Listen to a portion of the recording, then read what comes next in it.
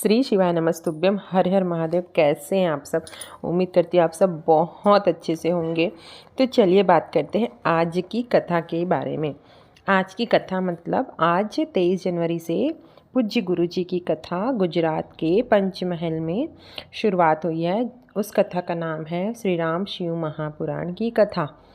तो यह कथा आज की कथा से सुनने से यही ज्ञान मिला कि इंसान को कभी अहंकार नहीं करना चाहिए, कभी अभिमान नहीं करना चाहिए।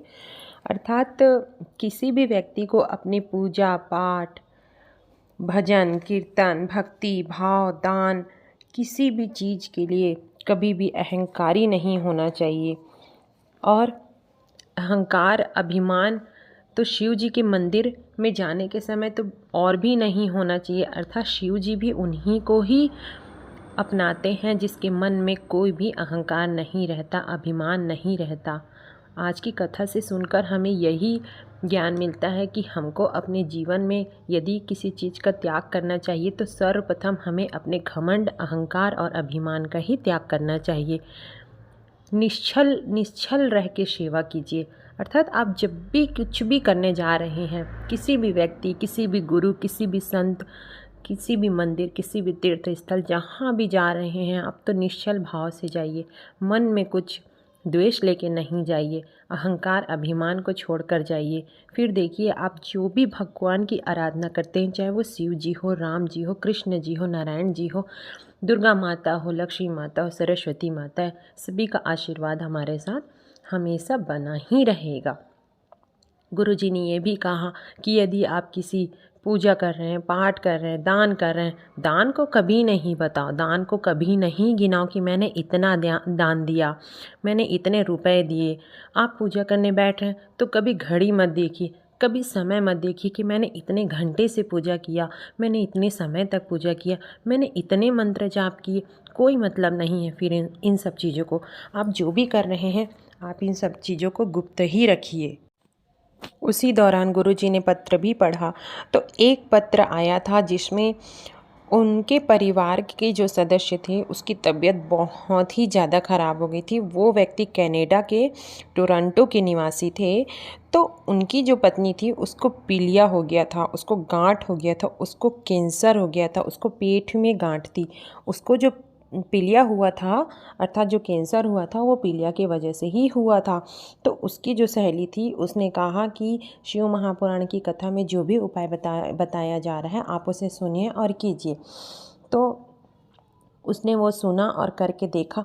तो उसने क्या किया, रोज़ 1 लोटा जल लेकर वो शिव जी के मंदिर जाती थी, एक बेलपत्र शिव जी को चढ़ाती थी और उस बेलपत्र को चढ़ा हुआ लाकर बेलपत्र को खाती थी और जल को पीती थी। अर्थात जब भी कोई व्यक्ति बहुत ज़्यादा तकलीफ़ में है, चाहे वह किसी भी रोग को लेके तकलीफ़ में रहे, तो आप कुछ मत कीजिए, आप शिव जी के मंदिर जाइए, सच्चे भाव सच्चे हृदय से एक बेलपत्र कुंदकेश्वर महादेव के नाम से समर्पित कर दीजिए और फिर उसी चढ़ी हुई बेलपत्र को आप वहीं बैठकर खा लीजिए। अगर वहाँ नहीं खा सकते तो अपने घर पे ला के खा लीजिए। और हाँ, जलहरी से पानी ज़रूर लें।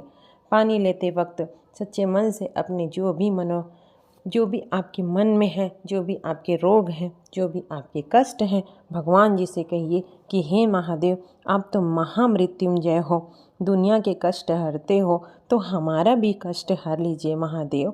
बस इतना ही मन का भाव प्रकट करके शिव जी पर आप एक बेलपत्री सच्चे मन, सच्चे हृदय से समर्पित करके देखिए, शिव जी आपकी ज़रूर सुनेंगे और वह बेलपत्री आप कुंदकेश्वर महादेव के नाम से खाना प्रारंभ कर दीजिए।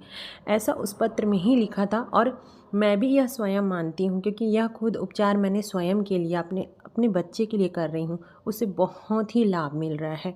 तो आप यह उपाय करके ज़रूर देखिए, आपको भी ज़रूर लाभ होगा। अगली बात और भी मैं बताना चाहती हूँ कि कौन से व्यक्ति को मरने के बाद मुक्ति नहीं मिलती। अर्थात 3 प्रकार के मृत्यु होने पर उस व्यक्ति को कभी भी मुक्ति नहीं मिलती। पहला होता है सर्प के काटने पर, दूसरा जो व्यक्ति पानी में डूबकर खत्म हो जाता है, और तीसरा जो व्यक्ति स्त्री के हाथ से मर जाता है। अर्थात जो भी कारण हो स्त्री के हाथ से होने का, उन तीनों व्यक्ति को उसके जीवन में कभी भी मुक्ति नहीं मिलती है। कभी भी उसको मुक्ति नहीं मिलता है। इसलिए आप 3 चीज़ से ज़रूर बचकर रहिए और शिव महापुराण की कथा सुनते रहिए, उसके उपाय को करते रहिए। यही जनहित के कार्य में मैं स्वयं लगी हुई हूँ, इसलिए जन जन तक यह मैसेज पहुँचाना मेरा काम है। मेरे वीडियो को, मेरे चैनल को ज़्यादा से ज़्यादा शेयर कीजिए, सब्सक्राइब कीजिए, लाइक कीजिए, कमेंट्स कीजिए। जो भी समस्याएं हैं मुझसे पूछिए, मैं ज़रूर बताऊँगी। कुछ भी समझ नहीं आता तो आप ज़रूर पूछिए। श्री शिवाय नमस्तुभ्यम। हर हर महादेव। महादेव की कृपा बनी रहे।